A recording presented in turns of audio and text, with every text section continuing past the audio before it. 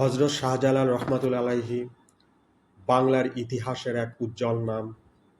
তিনি ছিলেন একজন মহান সুফি সাধক ও ইসলামের দাওয়াতদাতা।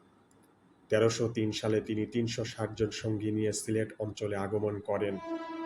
সে সময় সেখানে ছিল অন্ধকার আর অন্যায়ের রাজত্ব। তার নেতৃত্বে সংগঠিত হয় গোরগোবিন্দের বিরুদ্ধে এক ঐতিহাসিক বিজয়।